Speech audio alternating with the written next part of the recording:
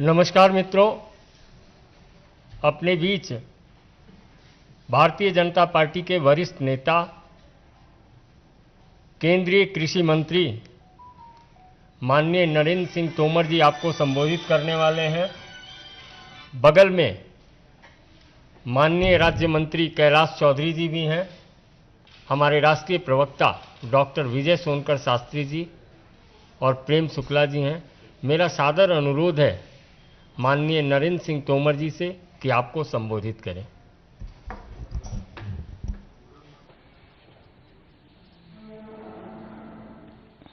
आदरणीय कैलाश चौधरी जी, आदरणीय संजय जी, आदरणीय शास्त्री जी, शुक्ला जी और उपस्थित सभी मित्रों, अभी हाल ही में कृषि सुधार से संबंधित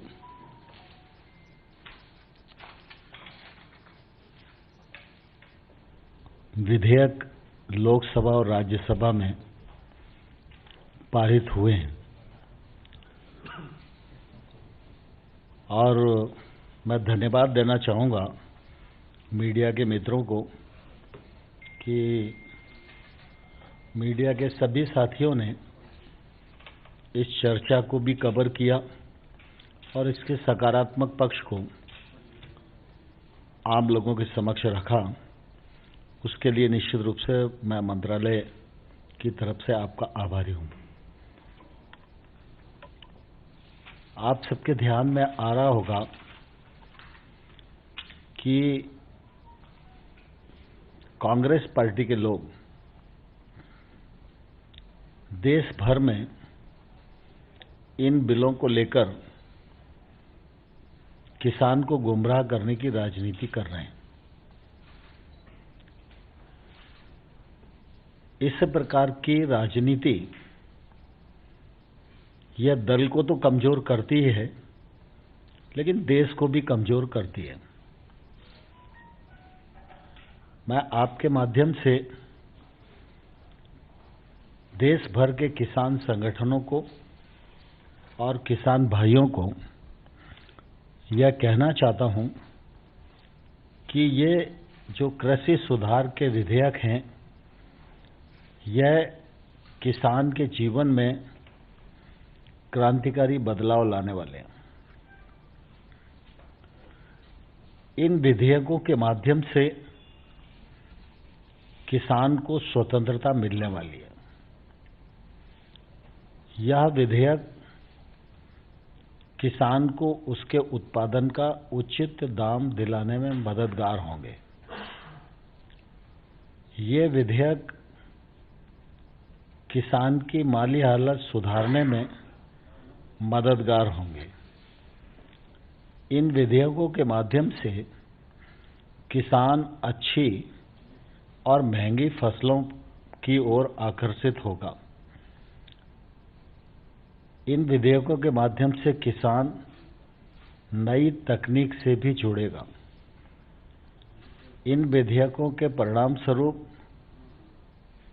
किसान अपने उत्पादन का उचित मूल्य बुआई से पहले भी प्राप्त कर पाएगा। लोकसभा में 4 घंटा और राज्यसभा में 4 घंटा से अधिक इन दोनों बिलों पर चर्चा हुई।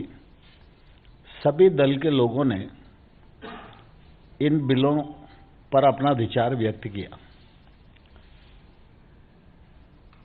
आप चर्चा को हाउस से निकलवा कर देख सकते हैं और लाइव प्रसारण में भी आप सबने देखा होगा, तो ध्यान में आया होगा कि कोई भी सदस्य जो विपक्ष का है वो बिल के किसी प्रावधान का विरोध नहीं कर रहा है। जो कुछ बिल में नहीं है या जो कुछ बिल में नहीं हो सकता है या बिल का जिन चीजों से संबंध नहीं है, उन्हीं पर उनका अपना भाषण केंद्रित रहा। इससे यह सिद्ध होता है कि बिल के जो प्रावधान हैं वो किसान हितैषी हैं जिनका विरोध करने की स्थिति में कोई भी राजनीतिक दल नहीं है, लेकिन ये रिफॉर्म, ये क्रांतिकारी परिवर्तन जो लंबे समय से अपेक्षित था, उसको लाने में मोदी सरकार का संकल्प पूरा हुआ है। इसलिए किसी को विरोध करना है तो वो देश भर में लोगों को गुमराह करके इसका विरोध कर रहे हैं। मैं बहुत संक्षिप्त में आपको दोनों बिल के बारे में दो तीन पॉइंट रखना चाहता हूं और सामान्य तौर पर जिस प्रकार की चर्चा है। एक तो विषय आता है कि इस बिल में एमएसपी क्यों नहीं है। तो आप सब तो मीडिया से जुड़े बंधु हैं, आप सब जानते हैं कि ये कौन लोग कह रहे हैं, जो लोग देश में 50 साल सत्ता में रहे। तो एमएसपी के लिए कानून अगर बनाया जाना आवश्यक था तो बनाया जा सकता था, तो 50 साल में आपने क्यों नहीं बनाया। एमएसपी भारत सरकार का प्रशासकीय निर्णय है। ये निर्णय पहले था, आज भी है और आने वाले कल में भी रहेगा। खरीफ की एमएसपी हमने घोषित कर दी है। खरीफ की फसल अक्टूबर में आने वाली है और उसकी खरीद की प्रक्रिया उपभोक्ता मंत्रालय प्रारंभ करने जा रहा है। रबी की फसल की बुआई से पूर्व ही हम लोगों ने एमएसपी घोषित कर दी है। एमएसपी जब घोषित कर दी है तो इस मामले में किसी को कोई शंका नहीं होना चाहिए, लेकिन जबरन भ्रम फैलाने की कोशिश की जा रही है। तो मैं आपके माध्यम से किसानों को कहना चाहता हूं, एमएसपी थी, है और आने वाले कल में भी रहेगी। इस मामले में किसी को भ्रम में आने की आवश्यकता नहीं है। अब उठती है बात विधेयक की।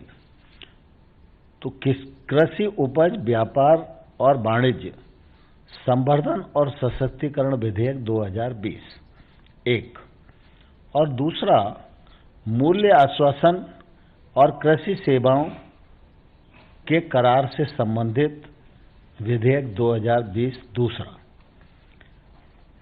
अब पहला जो विधेयक व्यापार से संबंधित है, उसमें हम 3-4 प्रावधान कर रहे हैं। एक प्रावधान है कि किसान अभी तक अपना उत्पादन मंडी में लाकर बेचने के लिए विवश था और पंजाब की मंडी में 8.5% टैक्स है विभिन्न जिन्सों पर। मंडी में उसका पेमेंट भी सही समय पर नहीं होता था। 8.5% टैक्स चुकाना पड़ता था। जो व्यापारी खरीदता था वो 8.5% कम में खरीदता था। दूसरा, किसान को अपने घर से लेकर मंडी में आना पड़ता था और वहां पर किसान के उत्पादन की बोली लगती थी।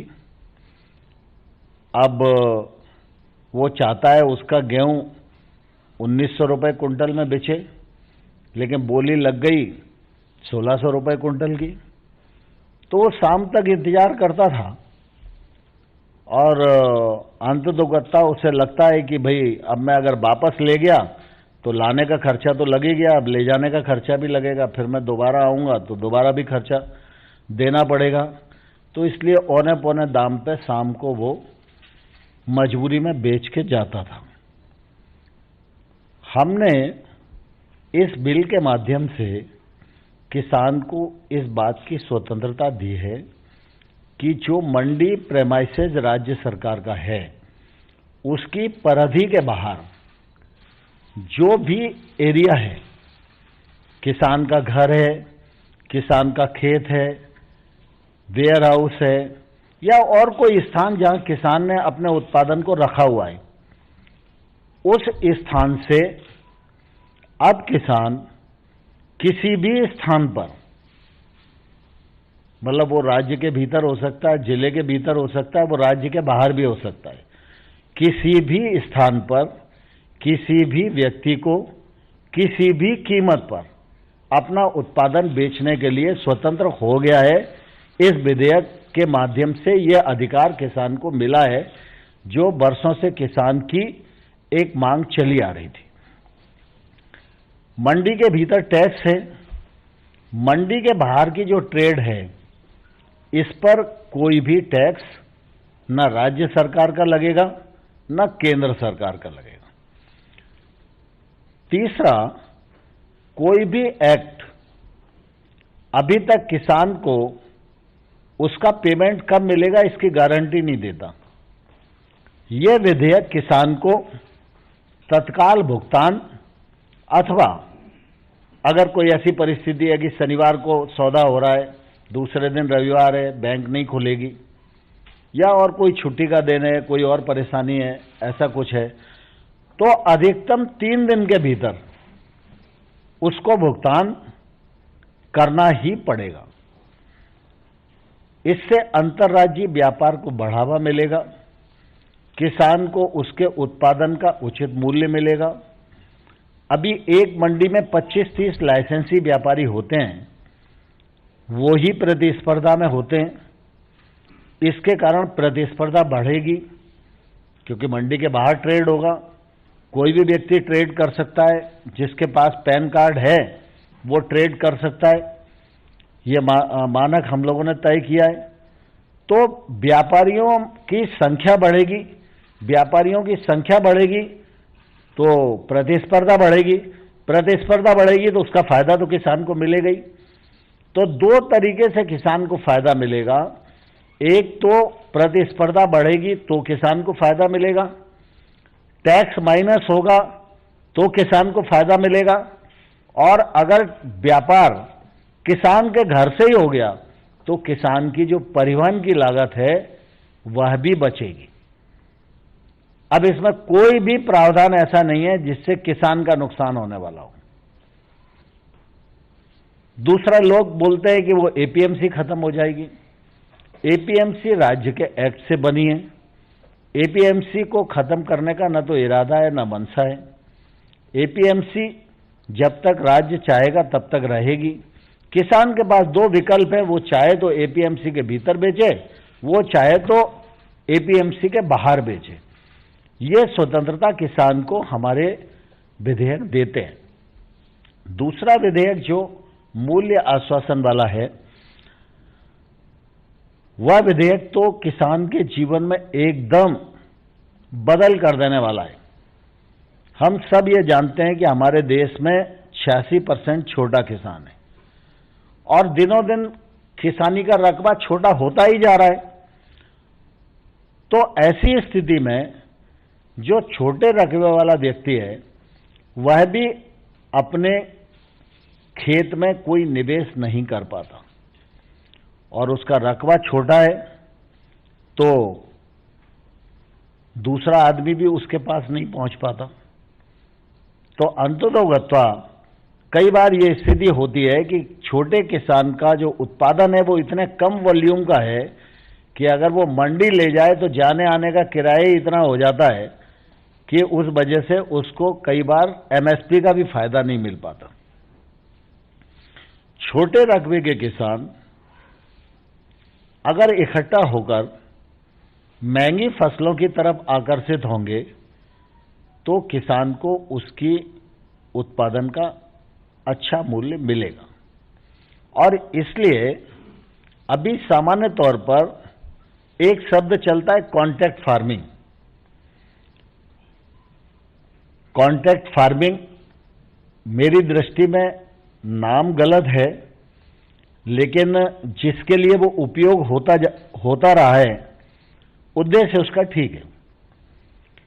लेकिन अभी हम जब बिल की बात करते हैं तो हम बिल के माध्यम से किसान के फसल का करार की बात करते हैं। कॉन्ट्रैक्ट फार्मिंग खेत का कॉन्ट्रैक्ट भी हो सकता है, लेकिन हमारा ये विधेयक खेत का कॉन्ट्रैक्ट करने के लिए नहीं है। खेत का मालिक किसान है, उस पर उपजने वाली फसल का मालिक किसान है, लेकिन किसान को इस विधेयक के अंतर्गत बुआई से पहले ही फसल का मूल्य की गारंटी मिल पाए और फसल का वह एग्रीमेंट किसी से भी कर पाए, इस बात का प्रावधान ये हमारा विधेयक करता है। इसमें यह भी प्रावधान किया है कि एक किसान जब किसी प्रोसेसर के साथ करार करेगा तो करार में जो संबंधित फसल है उसका एक औसत मूल्य तय करेगा। जैसे उदाहरण के लिए मौसम्बी की फसल है, तो मौसम्बी की फसल में उन्होंने एवरेज निकाला कि भाई पिछले साल ये भाव था, उससे पिछले साल ये था, उससे पिछले साल ये था, लागत की स्थिति ये थी। तो मान लो एक औसत मूल्य निकला कि 10 रुपए किलो में मौसम्बी का करार करेंगे। तो आपका जितना खेत है मैंने तय कर लिया कि भाई आप मुझसे करार कीजिए, मैं 10 रुपया किलो के हिसाब से जितनी मौसम्बी आपके खेत में होगी मैं खरीदूंगा। तो मूल्य की गारंटी मिल गई, तो किसान को रिस्क लेने में दिक्कत नहीं। इसमें किसान का कोई जोखिम नहीं है। ये 10 रुपए तक का जो करार है, इस करार के अनुसार उसको भुगतान किसान को करना पड़ेगा, बावजूद इसके ओला पड़े, पाला पड़े, प्राकृतिक आपदाएं, कोई भी परिस्थिति बने, जोखिम इसमें किसान का नहीं है। किसान इस एक्ट के माध्यम से अपने जोखिम को प्रोसेसर पर ट्रांसफर करता है। दूसरा,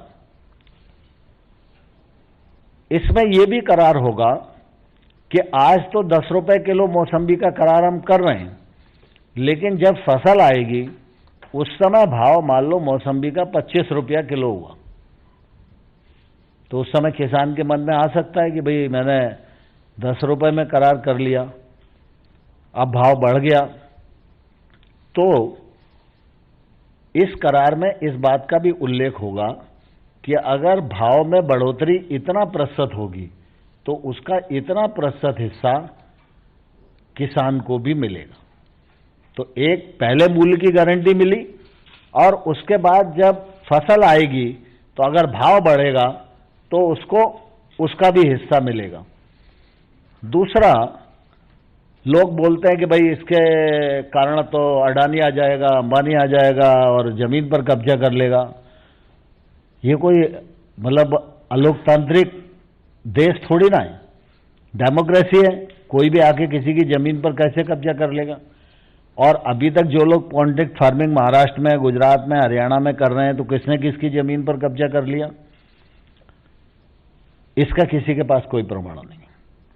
लेकिन हमने किसान को इस विधेयक में सुरक्षा दी है कि इस विधेयक में किसान की भूमि से संबंधित कोई भी लिखा पढ़ी नहीं की जा सकती, किसान की सुरक्षा। दूसरा, हमने यह भी कहा है इस विधेयक में कि किसान जब चाहे तब कॉन्ट्रैक्ट छोड़ सकता है,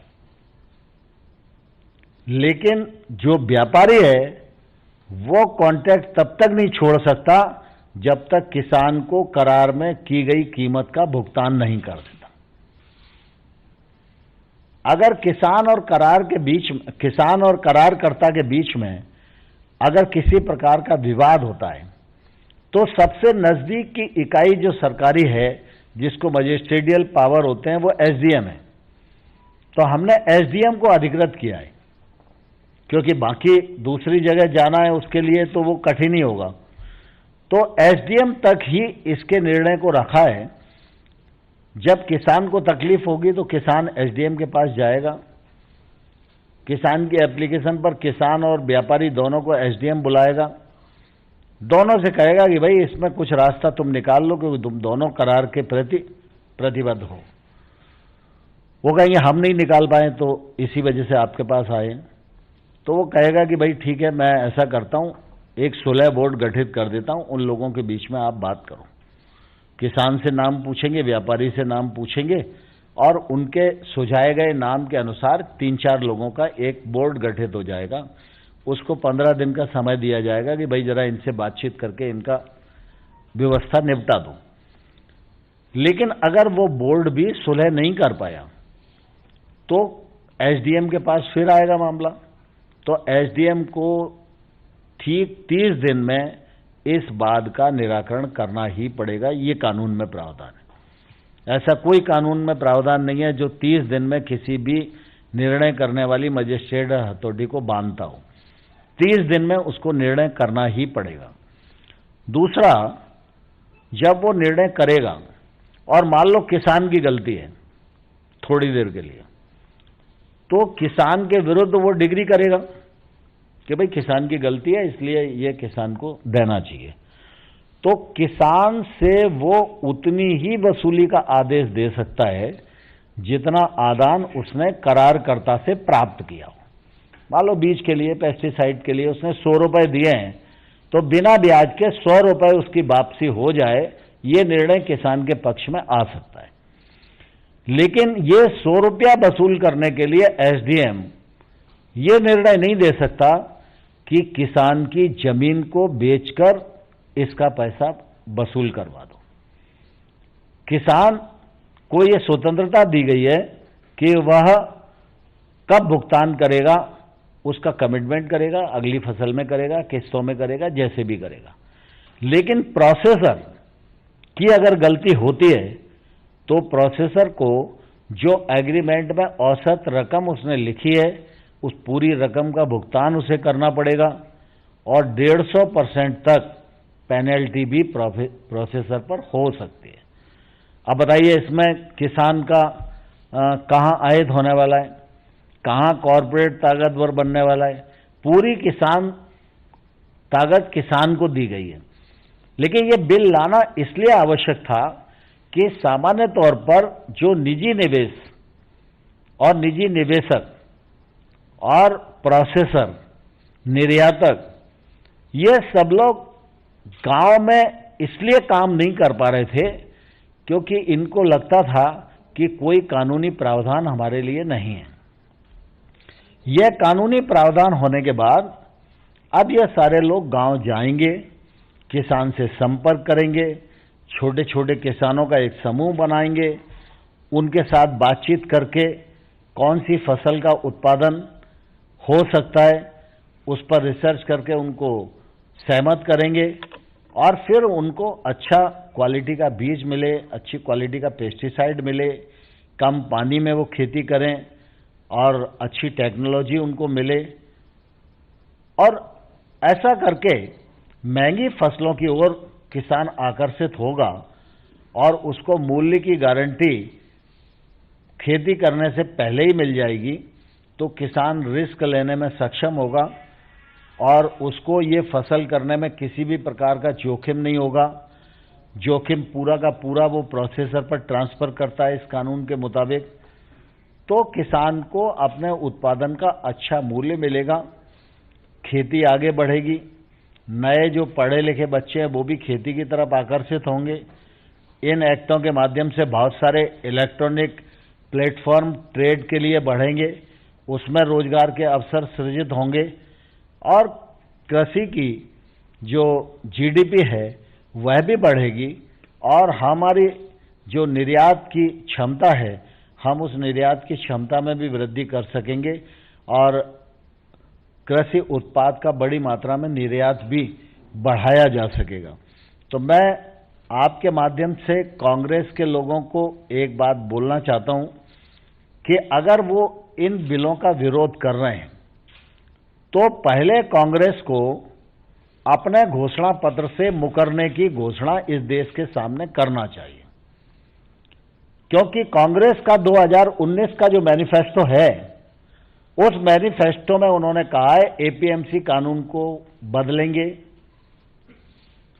किसान की ट्रेड पर कोई टैक्स नहीं होगा, अंतर्राज्यीय व्यापार को बढ़ावा देंगे। पहले बिल में यही तीनों चीजें हैं। दूसरे बिल में उन्होंने कहा है कि संविदा खेती को बढ़ावा देंगे, उसके लिए हम कानून बनाएंगे। तो दूसरा बिल इसी के लिए है।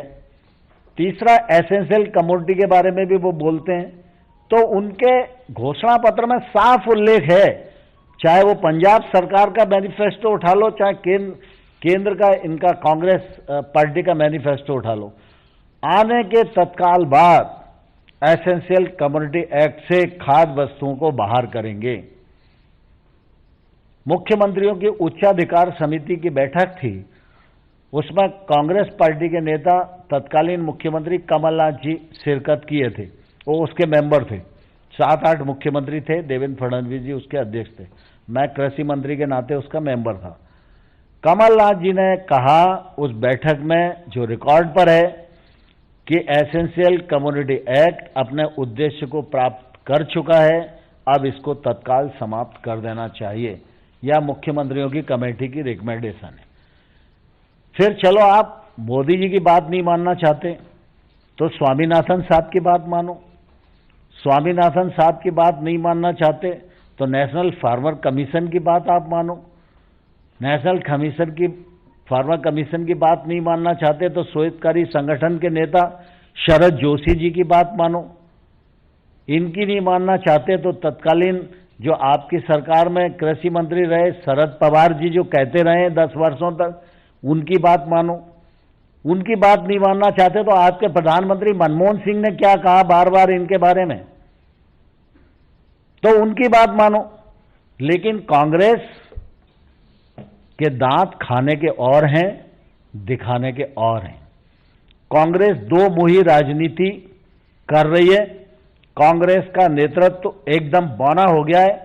कांग्रेस में अच्छे और विचारशील लोग पूरी तरह आइसोलेट हो गए और देश में झूठ बोलने की राजनीति करके किसानों को गुमराह करने का एक असफल प्रयत्न कर रहे हैं। इसमें उनको सफलता नहीं मिलेगी। मैं आप सब के माध्यम से देश भर के किसानों को कहना चाहता हूं कि मोदी सरकार खेती और किसानी दोनों के प्रति पूरी तरह प्रतिबद्ध है और समर्पित है। मोदी सरकार ने पहले दिन से किसानों के लिए काम करना प्रारंभ किया।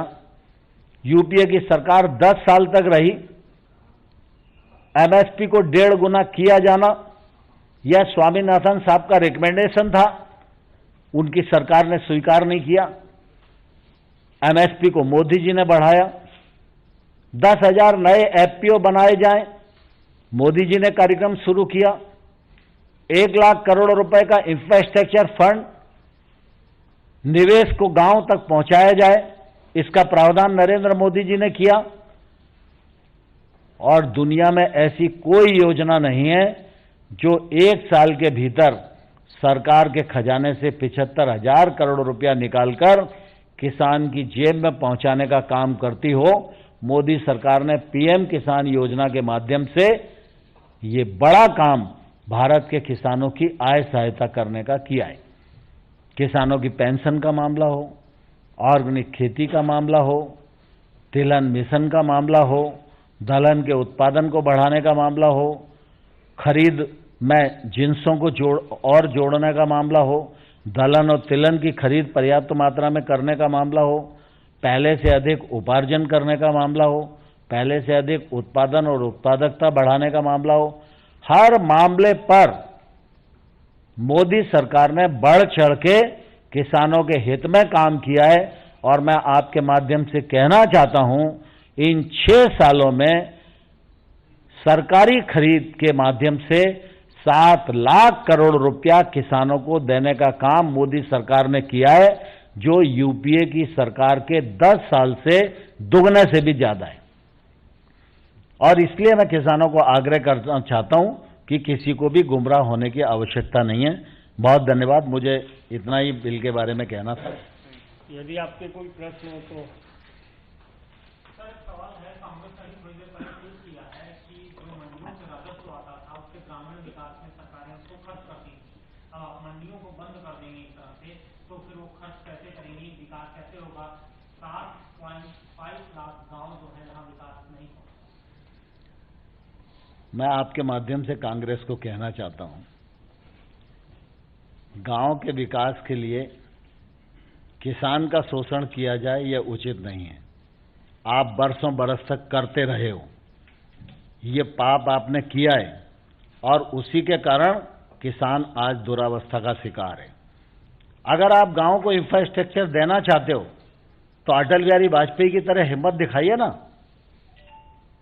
अटल बिहारी वाजपेयी जी जब थे तो उन्होंने प्रधानमंत्री ग्रामीण सड़क की योजना बनाई। उस योजना को मोदी सरकार ने भी आगे बढ़ाया और आज गांव में सड़क अगर मिल रही है तो मंडी के पैसे के कारण नहीं मिल रही। जो प्रधानमंत्री सड़क योजना अटल बिहारी वाजपेयी ने प्रारंभ की थी उसके माध्यम से गांव-गांव में सड़कें हैं। दूसरा, गांव-गांव में ग्रामीण विकास होए, इसके लिए केंद्र सरकार लगातार अपने फंड्स को बढ़ा रही है। गांव में रोजगार की उपलब्धता हो, इसके लिए मनरेगा के अंतर्गत 1,01,500 करोड़ रुपया इस साल हम खर्च करने वाले हैं। देश भर में 3 करोड़ ग्रामीण आवासहीन लोगों को आवास उपलब्ध कराने वाले हैं। राष्ट्रीय आजीविका मिशन के माध्यम से 63 लाख सेल्फ हेल्प ग्रुप को हम आत्मनिर्भर बनाने वाले हैं। जो लोग कह रहे हैं उनको मैं बताना चाहता हूं कि कुल मिला के देश में 800 और 900 करोड़ के बीच में मंडी से आय होती है। 8,000 9,000 के आसपास। 90% एफसीआई का पेमेंट है। 10% में सिर्फ मंडी को में व्यापार होता है। और ऐसा नहीं, व्यापार तो होता है लेकिन भ्रष्टाचार की भेंट चढ़ जाता है, उससे किसान का शोषण होता है। मैं राज्य सरकार के उन मित्रों को आग्रह करना चाहूंगा कि वर्तमान परिवेश को पहचानें और मंडी का जो इंफ्रास्ट्रक्चर है उस इंफ्रास्ट्रक्चर को और डेवलप करें। 1 लाख करोड़ रुपए का जो हमारा फंड है उसके माध्यम से और नई इकाइयां डेवलप कर सकते हैं जो किसान के लिए सुविधाजनक हो और मंडी के आय के स्रोत में भी बढ़ोतरी करें। प्रत्युल, 1 मिनट। प्रत्युल, जैसे आपने अभी जिक्र किया कि जो ये नया एक्ट है वो एपीएमसी मंडी के बाहर अप्लाई होगा, तो इसका एक जो पंजाब की सरकार है एलआई है या अकाली दल, उन्होंने सुझाव दिया सरकार को कि अगर सारी स्टेट को स्पेशल मार्केट यार्ड घोषित कर दिया जाए, क्योंकि स्टेट के पास पावर है, तो जो ये एक्ट है वो स्टेट में लागू नहीं हो पाएगा। तो आप इसको क्या? नहीं, ऐसा सामान्य तौर पर होता नहीं है। कुल मिला के एपीएमसी की एक परिधि रहेगी, एपीएमसी के बाहर का जो प्रेमाइसेस होगा, और ऐसा अगर कोई भी आदमी करेगा तो इसका मतलब किसानों से टैक्स लेना ही चाहता है। हम किसान को कर से मुक्त करना चाहते हैं और जो लोग किसानों से टैक्स लेकर अपनी जीविका चलाना चाहते हैं वो इस प्रकार की बातें सोच सकते हैं। अभी तो परिणाम दिखने ही लगा। आपका बासमती चावल पर पंजाब सरकार ने कल ही टैक्स कम कर दिया। थोड़े दिन में देखिए क्या होता है। सर, एक समझ में ये है, ये होर्डिंग को लेकर जो कहा जा रहा है कि होर्डिंग की लिमिट इस पर खत्म कर दी गई है और अगर होर्डिंग की लिमिट खत्म होती है तो उसके बाद आने वाले भविष्य में चीजों के दाम बढ़ जाएंगे, उसको लेकर क्या? देखिए, दरअसल क्या होता है कि एसेंशियल कम्युनिटी एक्ट जब आया तो उस समय खाद्यान्न का अभाव देश में था, तो हमको बफर स्टॉक की भी जरूरत थी और हमको अधिक निगरानी की भी जरूरत थी। शॉर्टेज थी, इसलिए कालाबाजारी और जमाखोरी के भी चांसेस थे। आज स्थिति बदली हुई है और इस स्थिति में हम खाद्यान्न में आत्मनिर्भर ही नहीं, आज सरप्लस है। हमारे पास खाद्यान्न को रखने के लिए जगह नहीं है। बड़ी मात्रा में किसान की फसल प्रतिकूल मौसम में बर्बाद हो जाती है। मंडियों में एफसीआई का माल रखा रखा भीग के सड़ जाता है, पर्यावरण को भी नुकसान होता है, सरकार को भी नुकसान होता है, किसान को भी नुकसान होता है। आज इस एक्ट की आवश्यकता नहीं है, यह बात सब लोग महसूस करते हैं। जब कांग्रेस अपने घोषणा पत्र में रखती है तब उसको ध्यान में नहीं आती जमाखोरी और कालाबाजारी, लेकिन मोदी सरकार जब रिफॉर्म करती है तो उसके ध्यान में ये बात आती है। मैं उन नेताओं को ये बताना चाहता हूं कि भाई, कालाबाजारी और जमाखोरी तब होती है जब किसी चीज की शॉर्टेज हो। आज हर चीज प्रचुर मात्रा में उपलब्ध है, रखने को हमारे पास जगह नहीं है, तो जमाखोरी कहां से होगी। दूसरा, इससे निजी निवेश भी बढ़ेगा, क्योंकि अभी अगर किसी व्यापारी को यह लिमिट तय कर दिया कि आप 100 टन ही खरीदोगे, तो वो 100 टन को स्टोर करने के लिए इंफ्रास्ट्रक्चर बनाता है। लेकिन आपने कह दिया कि आप 1000 टन भी खरीद सकते हो और इस पर कोई रोक नहीं है, तो वो अगर उसकी आर्थिक क्षमता 1000 टन खरीदने की है तो वो खरीदेगा। लेकिन जब वो खरीदेगा तो सरकार की तरह सड़ने नहीं देगा। किसान की फसल जैसे मजबूरी में सड़ जाती है क्योंकि उसके पास जगह नहीं है, तो व्यापारी सड़ने नहीं देगा क्योंकि उसने नगद पेमेंट करके खरीदी है, तो वो इंफ्रास्ट्रक्चर को डेवलप करेगा, तो इससे निजी निवेश आएगा। और दूसरा, इन रिफॉर्म के माध्यम से सबसे बड़ा जो काम होने वाला है वो ये होने वाला है कि निजी निवेश अब गांवों के नजदीक पहुंचेगा। अभी सामान्य तौर पर क्या होता है कि जैसे जितना भी वेयर हाउस या कोल्ड स्टोरेज की संरचनाएं आपको दिखेंगी तो वो जिला स्थान के आसपास दिखेंगी, गांव में नहीं है। गांव में नहीं है इसलिए कोई भी किसान उसका लाभ उठा ही नहीं पाता, क्योंकि किसान अपना माल रख ही नहीं पाता। अब जब ये एक्ट गांव में ही खरीद करने की इजाजत देंगे, तो मैं अगर खरीदार हूं और मेरी क्षमता है तो मैं अपना वेयर हाउस विकास खंड के स्तर पर लगाऊंगा ना, सारी चीज को वहीं खरीद के रखूंगा, और जब वो बेचेंगे तब लॉजिस्टिक खर्च मैं उठाऊंगा। पहले क्यों लॉजिस्टिक लागत मैं लगाऊं। तो एसेंशियल कम्युनिटी एक्ट में सरकार अपना अधिकार कम कर रही है, और अधिकार जब सरकार कम करती है तो उसका स्वागत ही होना चाहिए। जब सरकार कानून के माध्यम से अधिकार को केंद्रित करती है तो विषय आलोचना का होता है। मोदी सरकार ने तो अपने अधिकार को कम किया है, इसमें किसी को क्या आपत्ति होनी चाहिए। सर, अभी केरला स्टेट गवर्नमेंट ने सुप्रीम कोर्ट पहुंचने के डिसीजन लिया है ये बिल के खिलाफ, क्योंकि ये किसान विरोधी बिल है। ऐसे बोलकर स्टेट गवर्नमेंट ने अभी डिसीजन लिया है कि सुप्रीम कोर्ट जाओ, आपका क्या?